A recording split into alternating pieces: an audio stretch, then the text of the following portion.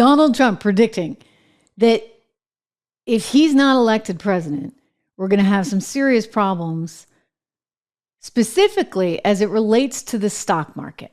We will bring our country back from hell. Our country has been through hell.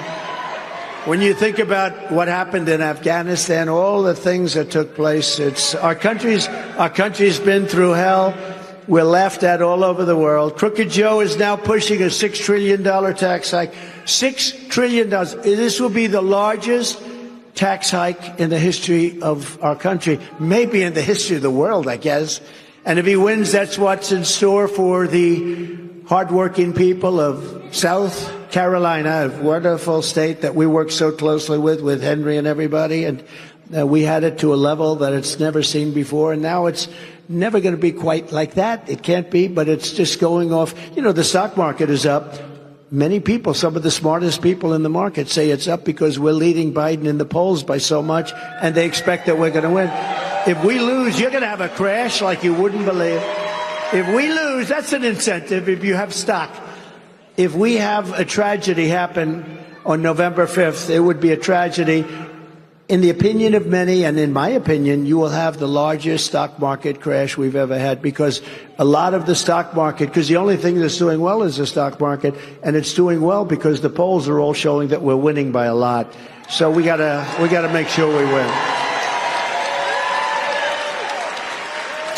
And if we win, you're all getting the biggest tax cuts because we're doing additional cuts and a brand new Trump economic boom, a boom like you've never seen before, not even in our great 4 years.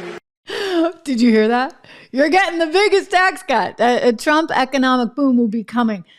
Listen, I think he's serious on that. Of course, he's got to get Congress shored up, right? You need to have a majority in the Senate, you want to have a majority in Congress. It's kind of tough if you're just the president, right? You don't have everybody kind of doing what you need them to do. So that could be tricky, but he's promising big tax cuts. Look, I read every tax policy way back in 2016, every single one of them from every Republican contender. By far, his was the best. Everybody was laughing like, oh, this is impossible. He wants to lower capital gains. Look at what he did. Even people are like, oh, he just gave away so much money to the millionaires. He actually didn't, because a lot of those people live in New York and in California. And by saying, hey guys, you can't deduct your state and local taxes anymore, he raised taxes in the city of New York. See, they're still bitter over that. That's why Letitia James wants to get him for $355 million. They need the cash in New York City. Look, everybody left. Everybody left and went to Florida or Texas or New Hampshire or anywhere where they don't have a state income tax. And they're happier because of it.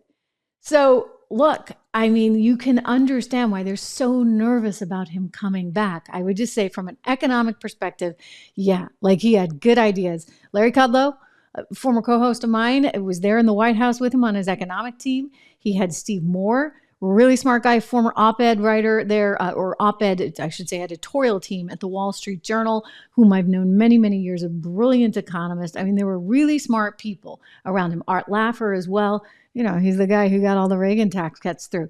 These are smart people who understand economics. And look, it's not that hard. You just lower taxes to the point where it makes sense, right? You've got to have this. That's the Laffer curve. You've got to have this balance. And Trump did that.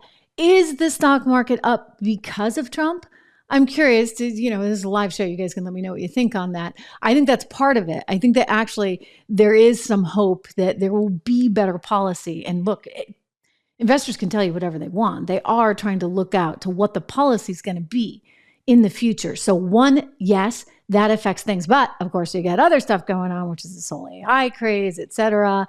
And because of the excitement over what this could mean for the future, you've heard me talk about like Web 3.0 or the metaverse or just artificial intelligence and what that means in terms of productivity, et cetera.